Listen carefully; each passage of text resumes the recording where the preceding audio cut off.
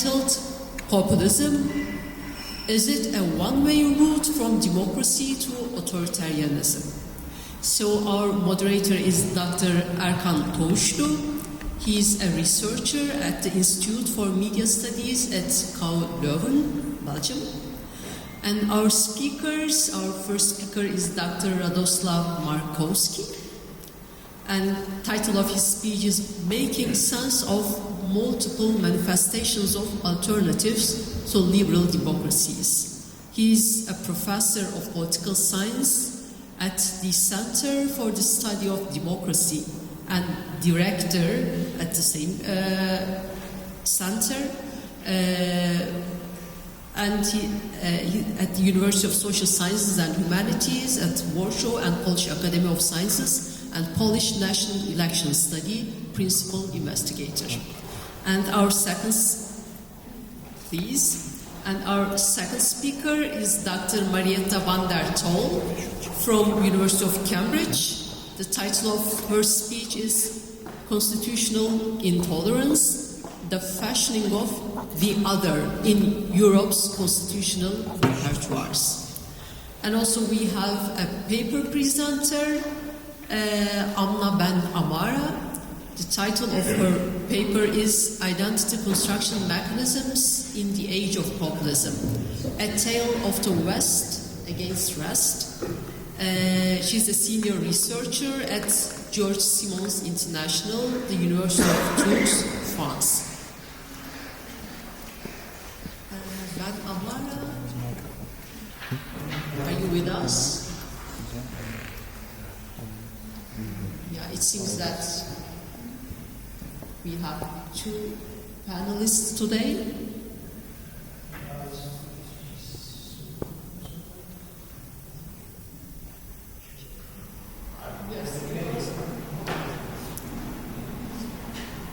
Okay, Dr. Toguslu. Just give the floor extra time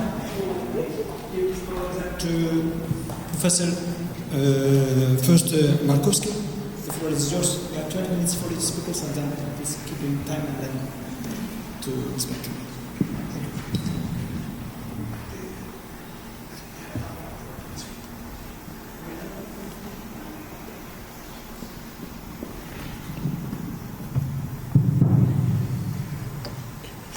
Thank you for this work. Okay. Thank you for inviting me. I will need a laptop in front of me as I have a presentation. Let me briefly say that projects. One is a huge project that was launched in 2010. I am part of a gang of 11 or so people who started the European Social Survey model on democracy. The first analysis was accomplished in 2012, and we repeated it in 2022. So this is the first project, and first let me concentrate on several important results of this project. How do I change this? Slides. Oh yeah, okay. Okay, so basically this is what I'm here, and then I'll move to another project which was mentioned by Minister Bodnar about authoritarianism. Let me go right from the beginning to the summary, because I have problems with keeping on time. So let me just mention what will be here, and then I'll try to entertain you with details. So first of all, I want to start with looking at what kind of democracies exist in among Europeans. By the way, this study is based on 100,000 plus respondents from European Union countries and 30 plus democracies. First of all, different models of democracy exist, and one of these models is even called populist democracy, along the lines proposed some time ago by Peter Mayer, and then, for example, interestingly developed by Nadia Urbinati. Secondly, liberal model is expected everywhere in Europe, and it is the dominant one. The other three models are direct democracy, social democratic redistributive model, and populist model, which is the least frequently expected normatively by Europeans. Nevertheless, what is interesting is what we see as you look at the map of Europe. For northern Western Europeans, it is enough to have a liberal package of democracy. They do not insist on populist and social democratic redistributive one. However, as you move south and as you move east, there is more demanding expectation towards democracy, because on top of the liberal model, there is expectation that it will be redistributive, it will take care of the poor, it will take care of social inequalities, it will be conducive to direct democracy and populist expectations. And this is precisely the reason why in Eastern and Southern European we have problems with democracy, because we expect too much from democracy. Yeah? Between 2012 and 2022, we unexpectedly note very little change. If anything changed, it is more support, astonishingly, for the liberal package, meaning free and fair election, equality before the law, media independence, horizontal accountability, and things like that. But the important thing is that not only the liberal model is more popular, but very interestingly, it is supported mainly over proportionally by losers of the political game. And since 2005, there is an interesting thread in the literature which basically says democracy, in principle, is by losers' consent. Losers in democracy after each election will have the second round of an election here in few days, and I can tell you the outcome. The outcome will be one of the two will win 52 to 48 with turnout 67 or 70, which means that he will be elected by 33 or 34% of the population. The remaining 64 will be sitting in front of these bloody bars and thinking, what a horrible day it is. So, this all our notion that elections are festivities of democracies, I'm sorry, a bullshit, yeah? Most people after election are frustrated. The non-voters, those who vote for the opposition, are in majority. And this is the fundamental thing that doesn't get across among the mass public pundits and so-called public intellectuals. These are the worst ones in interpreting the elections. Anyway, in some countries, this is very interesting. I'll show you in a minute a few details. In some countries, most notably in Hungary, Lithuania, Czech Republic, Bulgaria, and Slovakia, most of the citizens are in favor of democracy, liberal democracy in particular, but they also do not exclude, significant portion of the population in these countries do not exclude that they are also appreciating having an authoritarian leader. I call it a shampoo theory of democracy and authoritarianism, two in one. Well, let's have a democracy by, why not having on top of it a bit of an authoritarian leader, just in case, And they combine it. That's not a contradiction. They truly think, and when we use experiments, which is in political science very common these days, and we really trace the real causal dependencies, these people are in favor of democracy. They cherish, equality before the law. They are in favor of freedom of press. But once it is at odds with their identities or their interests, they are ready to give up democracy for a certain period of time or for certain reasons.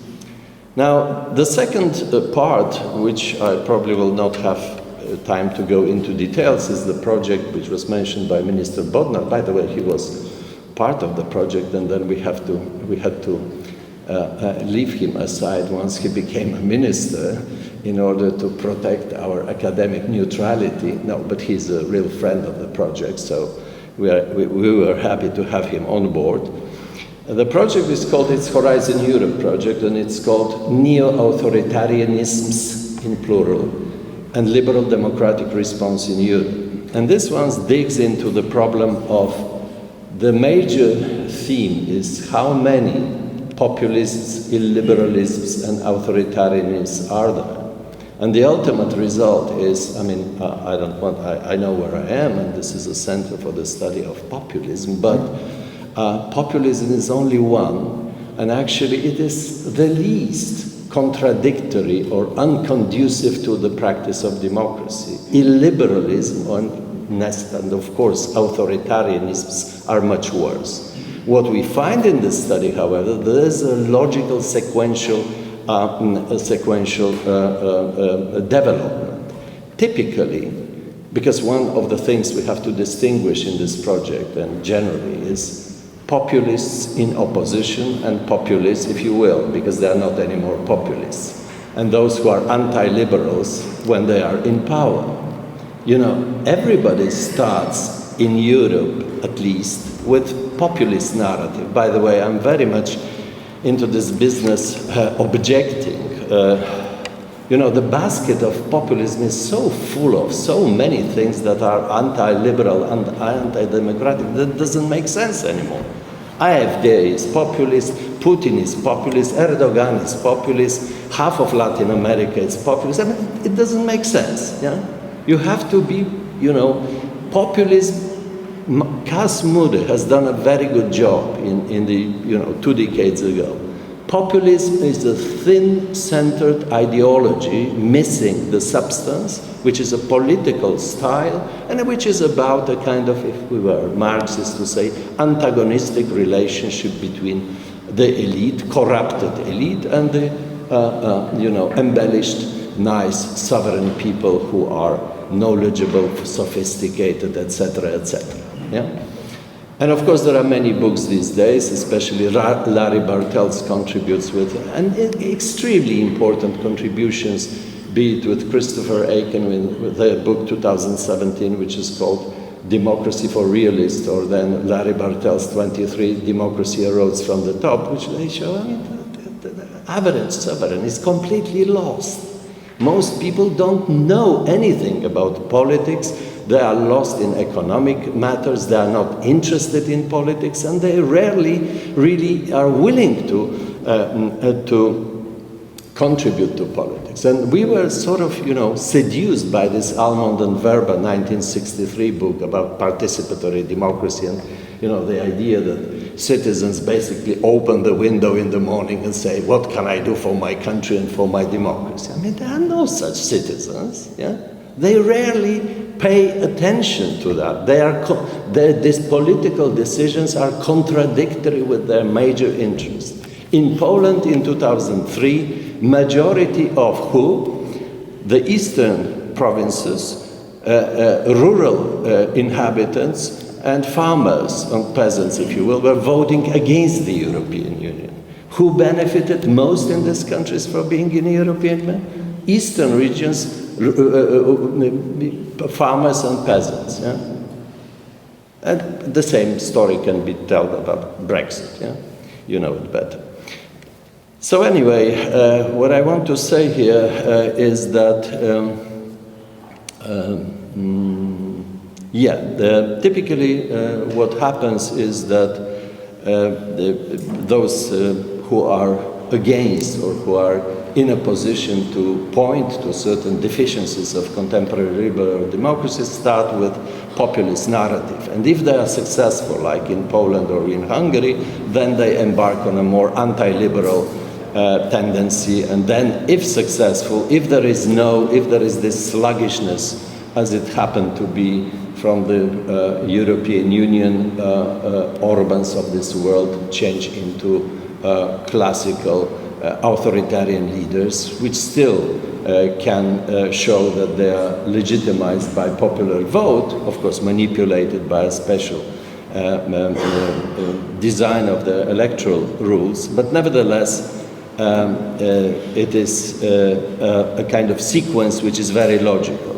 And I have, later on, I can show you things that are, this is the thing I told you. These are the books we published from the European Social Survey, and this is the last one, published just a few months ago.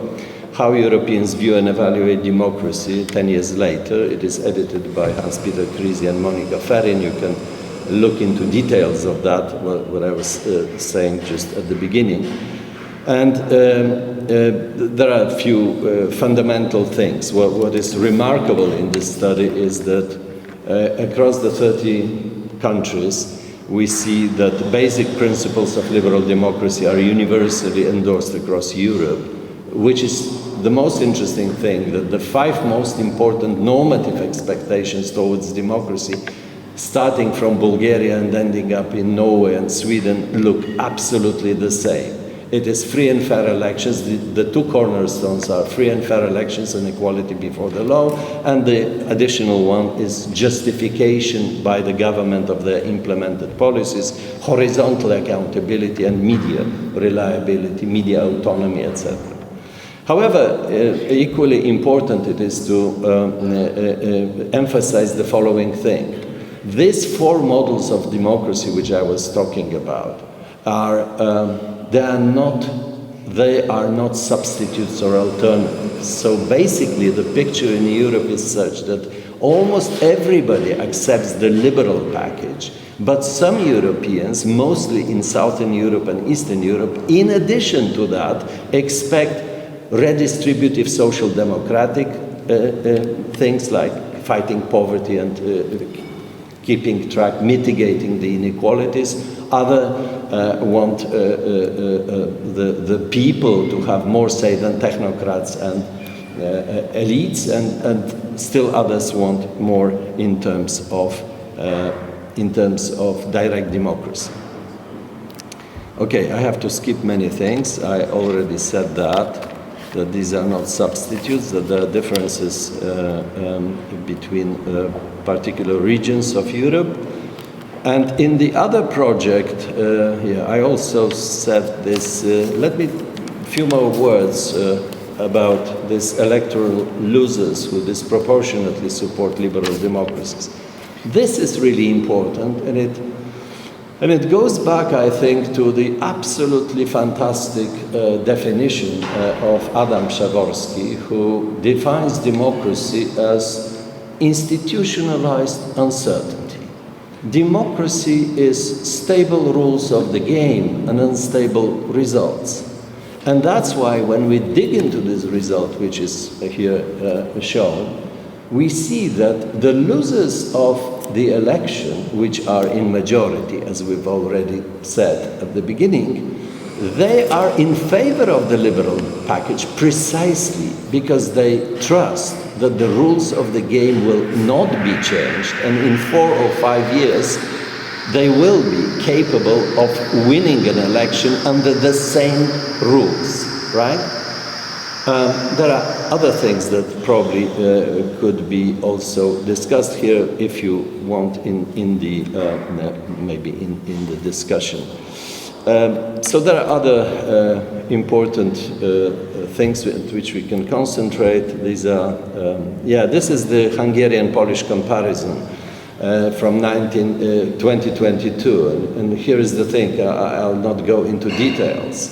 But if you compare the difference, what happened in Poland and Hungary between 2012 and 22, here's the thing. In Hungary, the acceptance of satisfaction with democracy and the importance of democracy and tolerance of authoritarian rule did increase. I mean, the satisfaction with democracy in Hungary during that decade went up not only by among Orban followers, but also among non-voters and among opposition parties. So he's between the two of us, right? He's a fantastic manipulator. He's a really talented politician. It's a shame he's not on our side, you know. We lost him. He was a true liberal once upon a time, and he's absolutely talented. He did it. In Poland, if you look at the Polish results, the difference between 2012 and 22 is precisely the opposite. The dissatisfaction with democracy among opposition parties in Poland in 2022 was growing enormously to the extent that it was simply rejected, and so on and so forth. So what I'm trying to say is that this study about the attitudes of Europeans precisely indicate why in Poland what happened in the fall of 2023 was possible and why Orban is still in good shape in Hungary. And probably because I will be, in a minute, the microphone will be taken away from me. The thing is that in the other project, I'm looking in particular to the kind of important message. Are those authoritarian, illiberal, you name them, regimes like Orban's, are they already consolidated or not? You know the famous book by Linz and Stepan from the 90s who said that democracies are consolidated when it is the only game in town. And there were 3 detailed indicators what he meant by this, the only game in town. Well, I think you can ask the same question about authoritarian, illiberal regimes. Are they consolidated, or is it just, you know, a kind of fancy game played between a particular part of the elite and the sovereign who is supportive of them? Well, in Hungary, to make a long story short, we see that it is indeed a consolidated case of illiberal country. Most Hungarians support to the extent that they are ready to accept also a deep historical reinterpretation about where Hungarians come from. As you might know, the recent Orban's version is that they are from the Turkish and Tajiki, that he is from there, from Central Asia, not anymore from Ugro-Fenian part of Europe, because Europe is nasty as a whole, right, for them. Okay, and finally, since I have very little time, the ultimate result, and we can look at particular countries, is that what we find in this study is we have at least two models of populism, 3 models of illiberalism, and 2 models of authoritarianism among Europeans. One can be called anti-elite simplism. You know, simplism is something that is crucial to the populism. If you look at programmatic parties, at their programs, there is vocabulary, the universe of the notions that is used in the populist appeals to the voters is by half or 40% poorer than among the mainstream parties. And also the relationship, black and white, we, them, enemies, etc., etc. Then there is majoritarian Manichaeism. Well, this is a kind of type of populism which is very serious about this Manichaean fight between the evil and the good, and of course the majoritarian principle is much more important than focusing on minority rights. Illiberalism uncovers 3 types. It is a kind of state, or global, if you want, parochialism. It is about international relations. Then there is this cultural traditionalism, which is about the role of women and men, family, abortion, and things like that. And finally, nativism, relationship and attitudes towards migrants and those who are coming to our countries and work with us. And finally, authoritarianism discloses 2 forms. There is a political authoritarianism and social authoritarianism. So I have to stop here. There is much more because we juxtapose these 7 types of anti-liberal attitudes among Europeans with the level of legitimacy. Do these kind of attitudes contribute to political legitimacy, which is defined in 4 different ways as trust in institutions, but also as a satisfaction with democracy, but a sophisticated way of satisfaction with democracy, which is a net effect. We pull out of the effect of the satisfaction with democracy, satisfaction with the government. This is a very important thing, not to confuse satisfaction with governments and accomplishments with the sheer, crystal clear satisfaction with the procedures and values of democracy. I have to stop here. In case you are interested in some of those, I could elaborate later. Thank you very much. Thank you, Professor Markowski.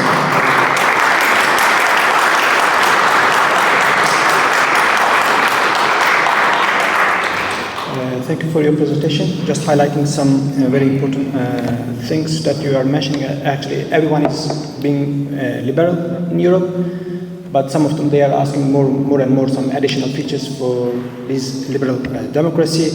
And they tend to do some authoritarian ways. Why not with an authoritarian leadership? Why not with some national values, with some historical, religious backgrounds, and so on? You mentioned also some of the contradiction that exists within the democracy, liberal democracy, between the losers and winners.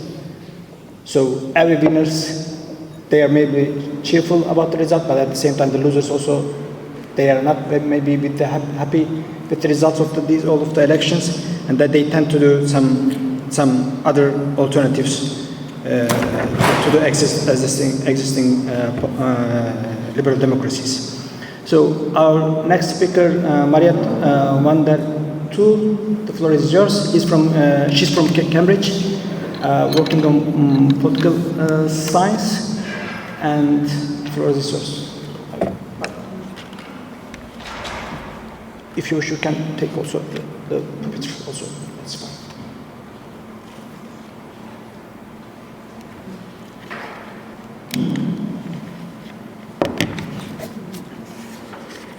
What I might do is pass on this book around while we're waiting for the that's fine. presentation.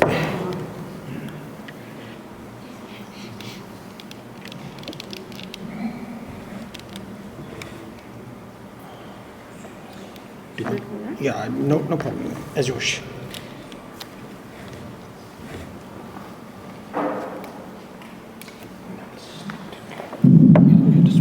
Well, good morning, everyone. It's very nice to be here, and I must first, of course, extend my congratulations to your organization. You've done such a wonderful job of bringing you all together here. So, thank you very much to you and your team. I brought to you my new book, Constitutional Intolerance, which was just published a few months ago by Cambridge University Press. And what I will be doing over the next 20 minutes or so is to just talk you through some of the findings of this book. As I think what I'm trying to do is to show that when we study populism, we should not just look at the question, what do they say, what are the narratives, what's their ideology, or how much political legitimacy do they hold. But I think we also need to have an understanding of what happens with the Constitution when the day comes out. And some people will say, well, but don't we know this? We know what happens. Maybe a constitution gets changed. Didn't this happen in Hungary? But I think what I'm showing in this book is that some of these changes are taking place over a longer period of time, that some of these changes are difficult to keep track of, but actually these gradual changes also have a significant impact on the fabric of constitutionalism in Europe. So the case studies in this book come from 4 European countries. Poland and Hungary are among them, but also France and the Netherlands. And every time I ask the question, what has been the impact of the radical right on the development of constitutionalism in each of these countries? Now that forces us to look beyond the usual binary of liberalism versus illiberalism a little bit. One of the other binaries that I try to go beyond is the idea that perhaps sexual rights and religious rights are in opposition to each other. And rather than talking about those rights as such, I look at a category of the other. So I'm looking behind me, I see my presentation is not there, so I will maybe do it without, that's also fine. So, constitutional intolerance, some people might say, well, intolerance, isn't that what we did in early modernity? do we really need to talk about tolerance? Don't we talk about freedom? Don't we talk about constitutionalism?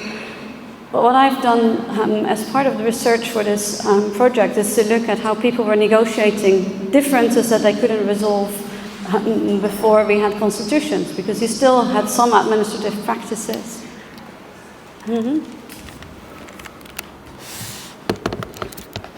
You still had some administrative practices that actually were quite structured. They weren't always just as arbitrary as people think, the people dark in the darkness of history were. Like, these are also people who thought quite deeply about the question of what it meant to coexist and what sort of conditions were needed for that coexistence.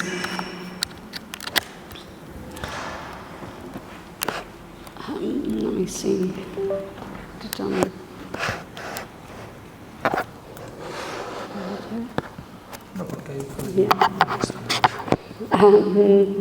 So, historical toleration is something that emerges out of a story of who the we are, and what the we are is shaped by several things. It's usually shaped by the spaces in which people live.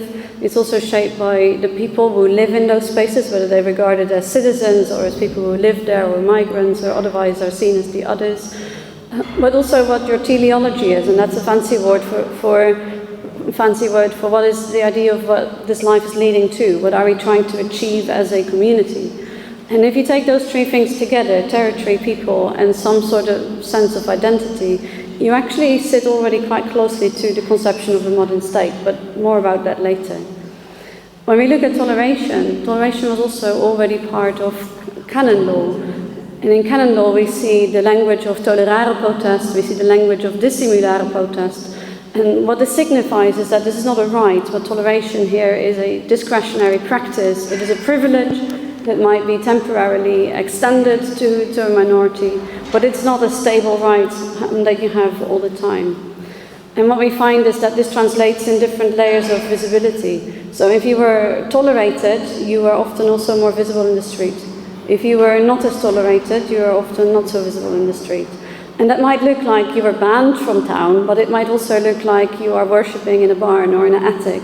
It might look like you go to the same church as everyone else, but privately in your home you also say some other prayers. So there's many ways in which that coexistence could take shape. And what I find really important when we talk about constitutional intolerance is that we look at what is the legacy of this history of toleration that we see re-emerge in the context of constitutionalism, and to what extent this is happening under the influence of right-wing populism. So there's three aspects to constitutional intolerance. First is that there is actually an administrative practice that we're talking about. There is a question of is power used or is power not used.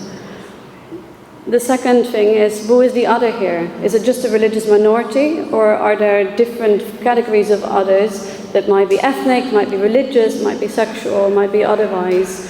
And is this otherness articulated on an individual basis, or is it actually articulated over against the sense of what a nation is?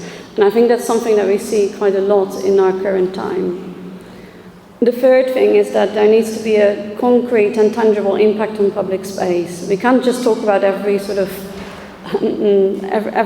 conflict as intolerant on the level that I'm describing in the book. I'm talking about how concrete actions by a government impact on a minority and impact on their existence within public space.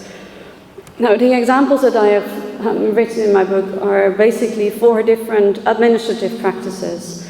The first one is maybe that's the one that's perhaps the easiest to grasp, and it's the case of Hungary, where you have a new constitution, you have regular amendments, and these amendments do also target particular minorities. So here an example that I give is that of majority versus minority Christian churches in Hungary. So the Hungarian constitution will talk about the idea of national system of cooperation, which is a different kind of model of church-state relations, where the church, or where some churches are privileged to the standard of a state church and other churches are recognized on a lower standard and therefore cannot necessarily use the same privileges or might have less access to funding. In some of the initial proposals, It was even suggested that minority churches couldn't call themselves a church. This went quite far. And I think what is important here is that you see constitutional identity used as one of these labels to say what is the nation and who is sort of the other to the nation. And this doesn't have to be the migrant. This might be a Hungarian Christian who just is Lutheran, or who might be Methodist. And there's also nuances of story of what Christianity is in relation to Hungary, because when we talk about this as Christian nationalism, we think the label Christian sort of is the one label that fits all the descriptors, and that's not the case. Actually, quite a lot of Christians in Hungary are not happy with what is going on right now. So that's the first example. The second example comes from France, and it's about a dynamic interpretation of a constitutional concept, and here it is to do with laïcité. For some people, laïcité is sort of seen as the strictest version of church-state relationships. But when you look at the history of laïcité, it was Jewish and Protestant minorities that actually were part of the construction of the laïcité law as early as the 1900s. So it's not so simple as a story of the state versus Christianity or the state versus religion. It was very specifically to elevate lay people, hence also the language of laïcité, laïcus is inscribed in that, to elevate the position of normal people over against that of the clergy, the Catholic clergy here.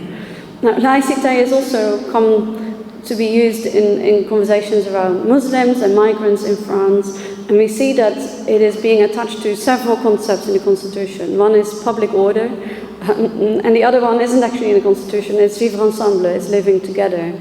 And we see that in the context of the prohibitions of the full vase bill, that these concepts were smushed together to the point where you could make an argument against the use of a human right or a basic right for reasons that actually aren't allowed when you look at the way that the constitutional framework is strictly speaking operational. So what is public order about? It is about a concrete security issue that you can evidence, that you have the data for, and that you say this is significant enough to warrant the use of state power. Now, if you're going to translate that basically, and that I'm taking a jump here, but you might have a look at my book for the details, is a jump to social norms, where actually the majoritarian opinion of a minority begins to shape what public order is. Now, there is a lot of basic rights that are conditioned by public order or public health or by other, what we call legitimate aims in legal language. And if we really want to create this much space to do something about a handful of Muslim women who might be wearing a full vase veil, do we actually realize what the long-term damage can be of this sort of transformation? What will happen with all sorts of basic rights when public order is explained as majoritarian opinion, de facto, of a minority? What does that tell us about our conception of freedom, our conception of constitutionalism? And will it be in a safe pair of hands 20 years, 30 years, 50 years down the road? So I call this a dynamic interpretation of a constitutional concept that kind of gradually moves away from its original purpose.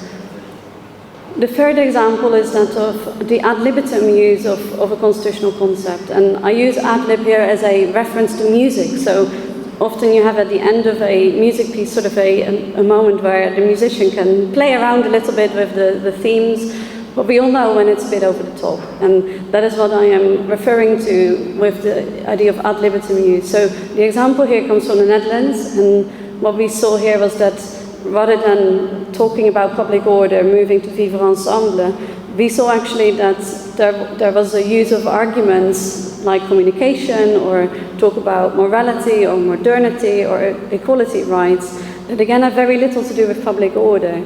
But the assertion was, this is what public order actually means. Can you exchange to your... Yes, of course. There you go.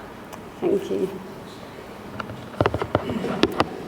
I think this is also an important thing to notice, because this form of pseudo-constitutional language kind of gives the impression that what is being done is constitutional, while it's actually not. And can we rely on ordinary citizens going back to the Constitution and to case law and to discussions about the law to check whether this is true or not? So I think this is a risk as well. And this is quite close to the fourth example, which draws from Poland. And I'm referring here also to the anti-LGBT family charters that were in place in quite a lot of local municipalities. Adam Bodnar, who we've already seen this morning, has been very instrumental in challenging those. Actually, has been so instrumental that without his actions, I don't think we would have gotten as far as to get them all repealed as of, I think the last one was repealed only a few weeks ago. So what happened in this case was that a think tank, or a jurist, decided to put out these family charters with an explanation of what they thought was in the Constitution. The first question that one must ask here is, what competence does a think tank have to interpret the Constitution? Do they have a right to say what is in the Constitution? And do they also have a right to interpret it differently? Well, the answer is probably no. But even so, on a social level, some of these interpretations can become really important parts of public discourse. And this is exactly what happens. So heavy language around the rule of law, around constitutionalism, about marriage, about legal norms, it comes across as quite intimidating and like as a source where you think, oh, these people really know what they are talking about. But they're using the legal language in a really effective way to actually say that something is in the Constitution that isn't even there. And that is the fourth mechanism that I think is really important. And when you look at these four different types, from concrete and very clear changes to the Constitution, to gradual interpretations that move away from the meaning, from pseudo-constitutional references to these concepts, and even to say something is in the Constitution that isn't there whatsoever. I think it's really important that we look at this spectrum, also with a view of what can happen in countries where especially the radical right doesn't have a majority and cannot rely on the Orban style of changing the Constitution.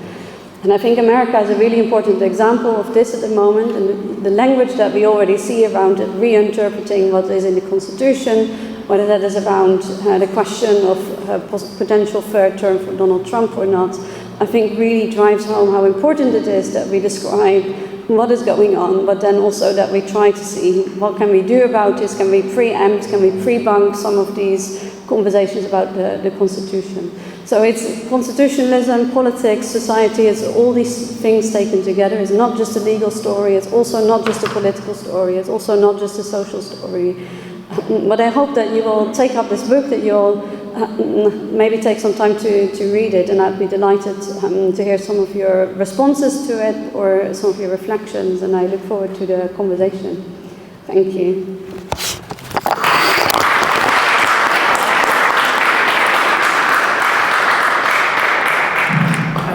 Thank you for your kindly presentation.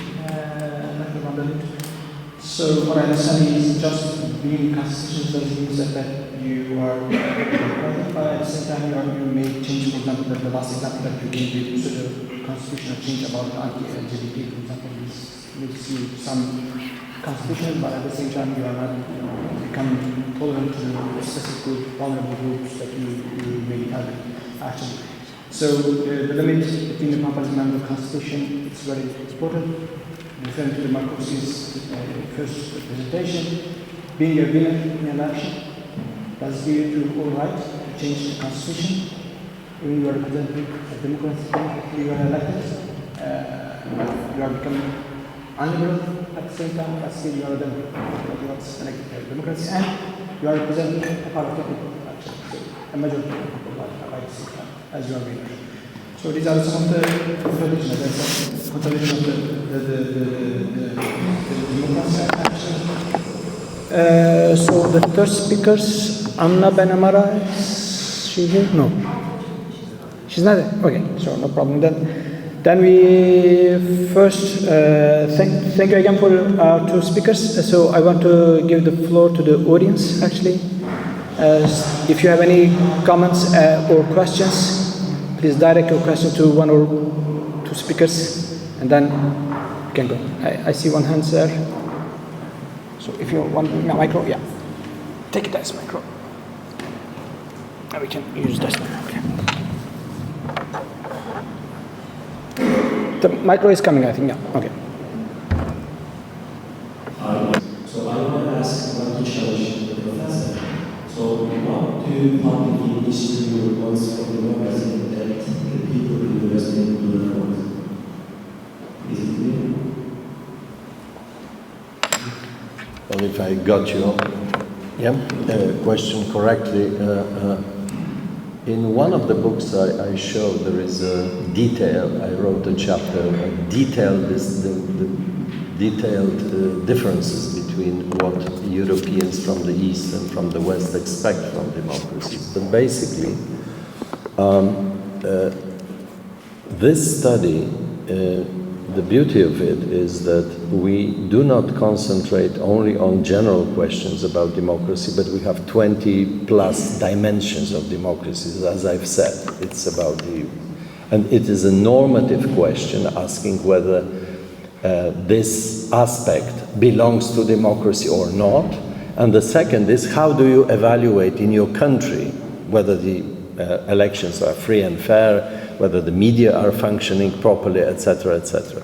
So the difference between the East and West is that in the East, those aspects which are belonging to the package of redistributive, social democratic, and also populist democracy are much higher. I mean, they are expected from many people.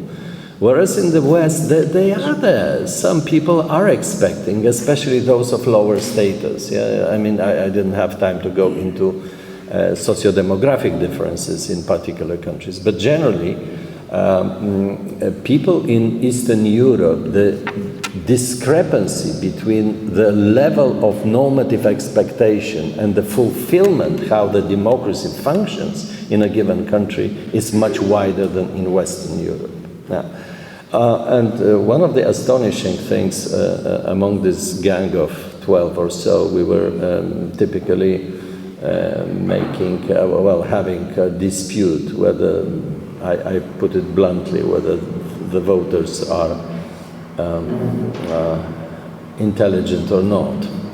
And I was in those part who says that they are very much lost in what is important for democracy. But if you combine these results from this project with the expert surveys, such as Polity, such as Varieties of Democracy project, where competent observers also evaluate, assess the democracies of particular countries, the astonishing thing is the extent to which these professional assessments are in line with what people see in their democracies. Yeah? So and there is a perverse relationship as well. So for instance, in Czech Republic, there is very little expectation of this redistributive social democratic model. Why? Well, because it's a very egalitarian society. They don't need it anymore. They have it. Yeah? The same for Sweden. And if you go to highly unequal societies in Europe, like Britain or Portugal, there are two different inequalities in both countries. People expect more from this social democratic precisely because it is missing in their country, right? Okay, there are many more details. Maybe we can continue in the couloirs. Okay. Yeah, there's another. Yeah, please go ahead. Then there's a big. Thank you very much for this interesting presentation and the extensive discussions also. My question is to Marietta. I just gave a quick look for the book and from the title, the Constitution. You know, the democracy is democracy only, and we should focus on the liberal democracy actually. The liberal democracy is just based on constitutions, norms, and values that restrict the democracy actually. I mean majoritarian democracy to protect the rights and freedoms of the minorities. So the liberal democracy is, I think, much more sensitive issue that we should give that sensitivity to protect against, in fact, the democracy. I mean, the election results, giving a majority to decide on the fate of the societies. So could you elaborate about this relationship between constitutions and constitutionalism with the liberal democracy? So how it is so important to protect this liberal democracy to constitutionalism and particularly the norms and values alive? Thank you. Thank you very much for that question. I think I would like to start with the way in which even the word liberal can mean quite a lot of different things to different people. And I think when we use the language of liberal democracy in relation to the constitution, or in relation to liberalism, or in relation to how Russia or right-wing movements might talk about liberalism, I think we really need to ask ourselves, what is it that they are reacting to? What is it that the word liberal does in these phrases? And I think when I talk, and I do a lot of this, I talk a lot with people who lean to the right. I ask them, what are some of these grievances? Explain to me, how you see politics in your country right now. And what I find often is that people might actually respond to what we might actually call left liberalism. They're responding to particular cultural issues, or to the idea that people on the left have all this power in society. And what I find really unhelpful in talking with them is to say, oh, but you must support liberal democracy. When I use the language of, would you support constitutional democracy, then the conversation is sometimes easier. And I think it's really important to hold those two things together, constitutionalism and democracy, because they do go together. They limit each other, they constrain each other in ways that I think are really important for democratic stability and for the rule of law. But I also think that we do need to find, again, a shared discourse that helps people understand from different sides of political divides why this is important. And I think the emphasis on liberal does alienate some people from that conversation, and I think we need to be honest about that. So in my book I try to wrestle with this question, and I go in two directions. On the one hand, I critique the right-wing use of democratic structures as a sort of formal procedural way of looking at the law and at democracy, where you can follow procedures, you can write laws, but we don't really look too carefully anymore at what's written in those laws. So I critique that side and say that is a narrowing and a hollowing out of democracy and of constitutional norms. On the other side, I also try to talk about what has societies in Europe helped to move forward when divides became really difficult to overcome, but also made societies less governable. And I think that there are lots of lessons that we can learn from how people have negotiated those differences, and the language of toleration I think is really useful for this, because toleration has, even the word of it acknowledges that there is some uneasiness here, there is some, maybe even some part that is begrudged about it. But sometimes you tolerate certain evils because you might think, if I don't do that, something worse might come about. And I think that capacity for tolerating is something that, as a society, we can work on. And this is not toleration as which minority do you like or dislike. It's really about what are the institutional mechanisms that help you to move forward and also help you to remain governable. And I think that's the other challenge in so many of these European countries, where because of polarization and the social divides, it becomes really difficult to create sustained coalitions that are, or stable coalitions.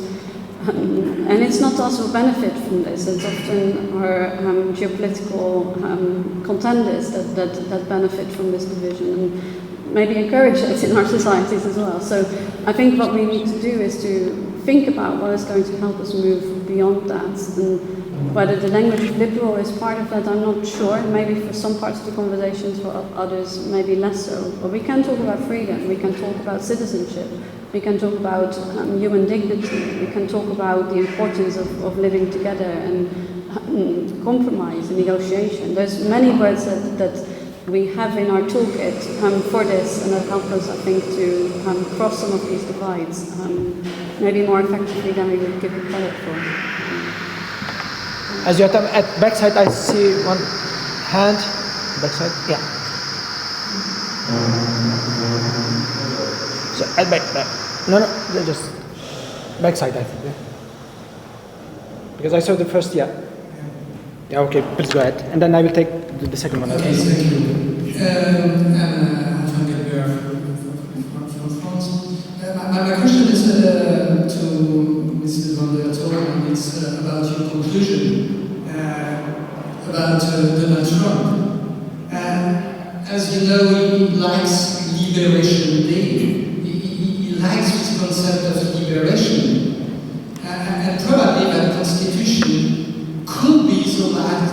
the last straight jacket for him. He doesn't like debates. He knows how amendments of the American Constitution were subject of debates. So do you think that maybe it could be the last step of his vision of power to abandon the Constitution? For one reason more, that the American Constitution in 1787, it was a collective work, and he doesn't like collective work. And in his reference, he has never attacked Jefferson or all the founders, but he prefers president who didn't speak a lot about Constitution, like Kinley or Jackson. So, what's your mind about that? Is a guy who's able to make a plot? Can he be the first one to free America from the Constitution? I want to take the two other questions. One from the back side. Please, can you help me to bring the micro to back? Yeah, please.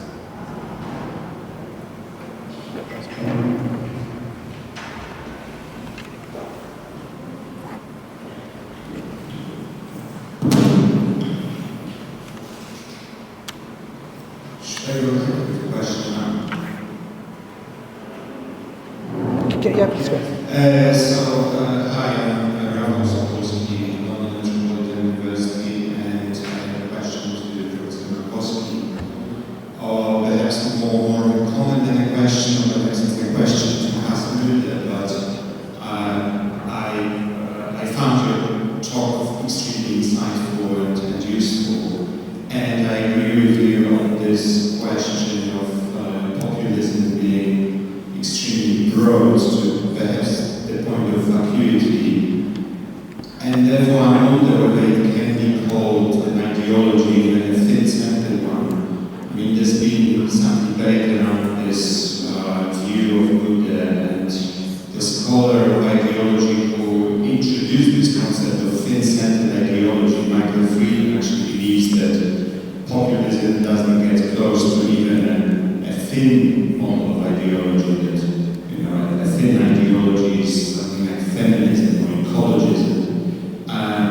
And it seems to me that Frieden really is right in that when you have figures so different as, let's say, Boris Johnson or Bernie Sanders labeled as populists, or those other politicians you mentioned, and the only kind of conceptual frame is this virtuous people versus the corrupt elite, but of course the people can be defined in all kinds of ways, and the elite can be defined in all kinds of ways, with all different criteria. And really populism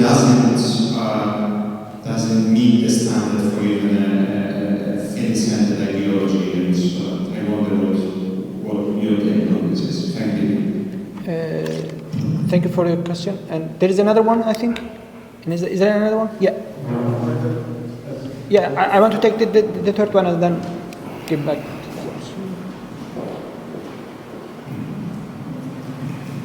Yeah, I have just a follow-up on that talk. The many people think that democracy is democracy, the conditions of the liberal values and restrictions. But otherwise, the democracy is everybody should call itself democracy, but actually they are not. Do you think that democracy is only possible with liberal values, with the constitutional thing, or otherwise it couldn't be called as democracy, just bringing the other part what's theoretical before the people? Thank you. Just please go ahead. I'll briefly respond to that question since there was a follow-up on the previous one. I think they're completely and intrinsically related to each other, and also that's both true historically and personally, I think also normatively so. I think we also have to ask ourselves the question, when we talk about liberal democracy, do we want to be right or do we want to be effective? And I think I have a preference for being effective in trying to explain to people why some of these freedoms are really important, why free elections are important, why individual freedoms are important, but also why legal certainty is so important, because that's what is fundamentally at stake with all of this.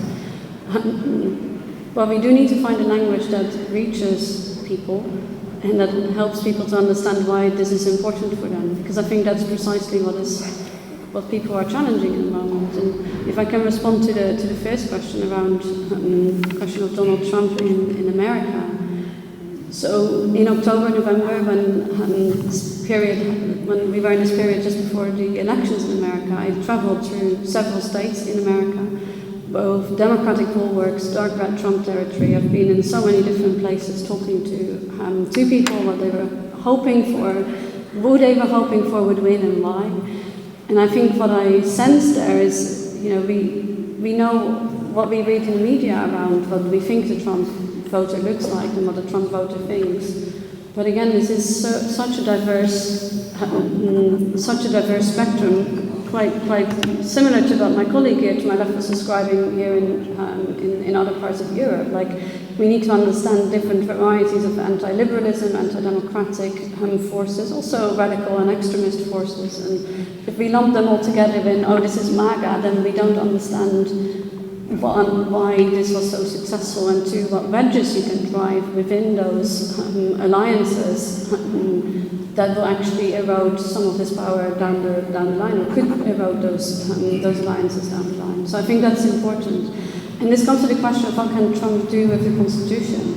I think Americans care very deeply about the Constitution, but the Constitution has also become so polarized through the Supreme Court's decisions, and that's not just the Supreme Court's doing, it's very much also the religious freedom industry that is very active with trying to launch cases, but also this is also true for the strategic litigation that arises from the left, so it is also reflecting a societal pattern, I think.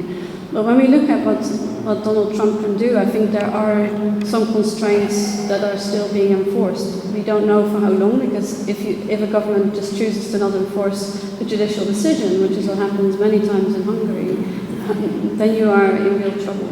And I think we have to take very seriously that it's maybe not Trump as a person who is capable of all those legal transformations, but he has so many people behind him, both in the administration, but also in networks of think tanks, of which we've only come to hear about the Heritage Foundation in the last year, but they've been around for a very long time. They've been working with several established think tanks that have been, trying to imagine if they could overthrow liberalism or the left's sort of hold of the Constitution for the perceived hold thereof for a very long time. So it precedes Trump, and it will also be there after Trump. But I think what Trump can benefit from in this moment is this deep resentment and the sense that people want to see change. I think we have to take also seriously the influence of the transnational networks here. So it's not just American think tanks, it's also European think tanks.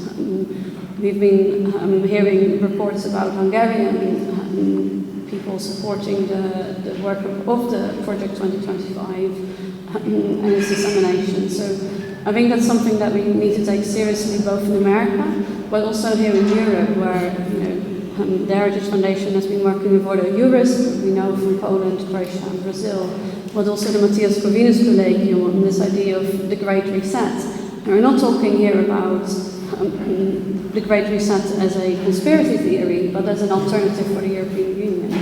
And this is being talked about, this is openly being talked about. What they want is to break the power of the Commission. That's going to take a different kind of treaty for the European Union. And we can sort of shrug our shoulders at that and maybe think, oh, it won't go this far. But what if they do? And are we prepared? Do we have another story that we can put against it? And that's maybe the last thing I would say about this is that we need a better story than saying this is all bad or this is going to go down, this is all going to go down in a terrible way. We need to have a positive story of what we think America is and what we think Europe is and what these individual European states are within the fabric of Europe, within the fabric of NATO. Because if we don't have that positive story, we're not going to get people support for that more positive vision and also for supporting democracy even as such, I would say.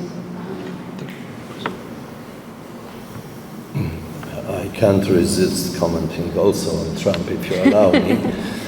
One sounds like a joke, but it's not, it's serious. Namely, when in the first term, he said that he's after making America great again. Some of my American colleagues started thinking, so when was it actually so great? And they did try. They went to ask respondents, and the result was fantastic. On everybody's mind was that when they were 20 and 30, the America was great. That's it, yeah?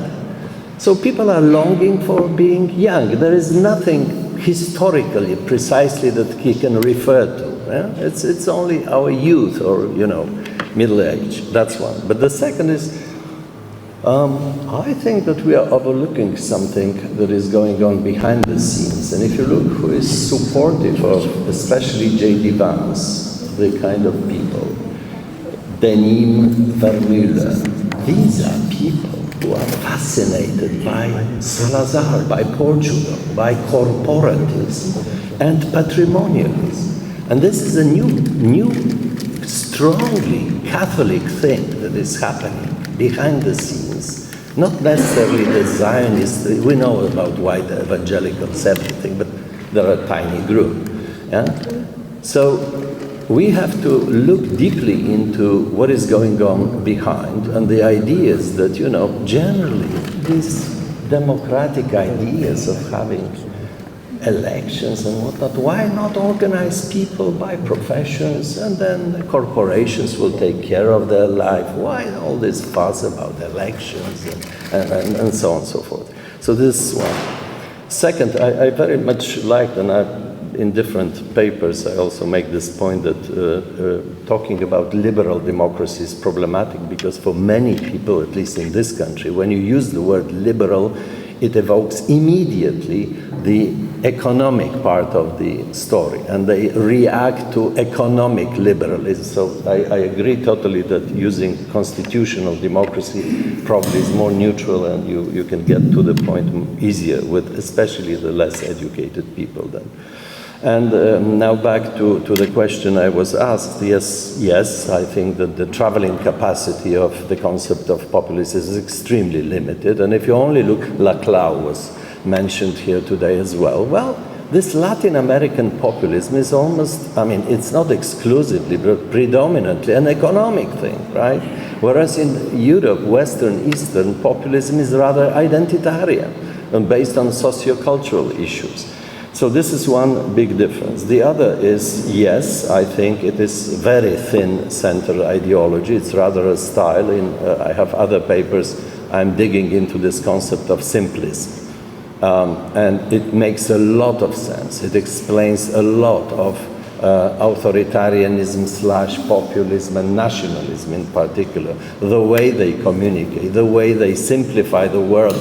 And it is a simplist that is political simplist, like, the kind of items that say, well, these parliaments, they talk all the way through, they overcomplicate simple matters, yeah? Give us the power and we'll just make it like that, it's easy. It's just that those corrupted elites are not competent. And of course, but there is one other thing with my colleagues do a lot of good research recently on the demand side of populism / authoritarianism, and they show a very strange picture in Europe. Among the 30+ countries, the average level of populism is not that different. There is no statistical significance, and yet, in some countries, you name it, populism, illiberal parties are very strong, and in others it is not.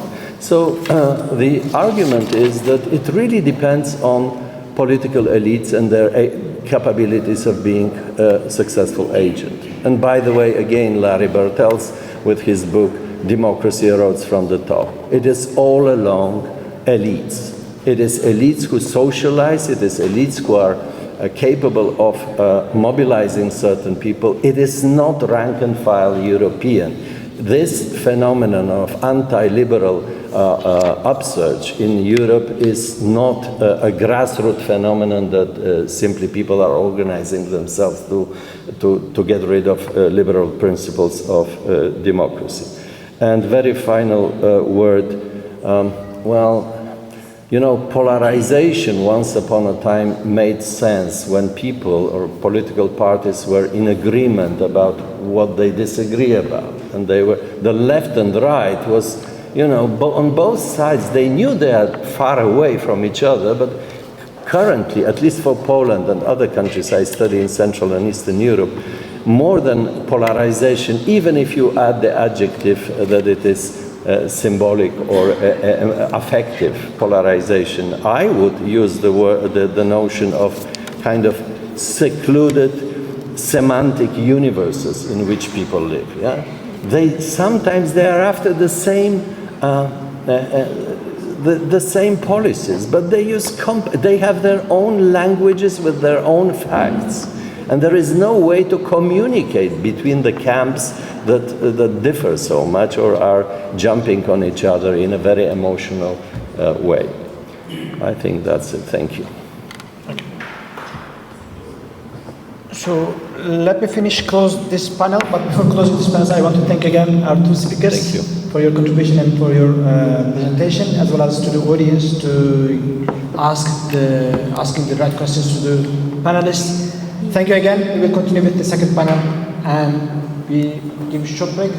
But I give the floor to the moderator of the moderators. Thank you. Thank you so much. It was a great panel and great discussion. And now I think we all need some coffee. We have a coffee break for 20 minutes. Now it's 11:32. Let's meet at 11. Is your book available and thanks very much for your attention.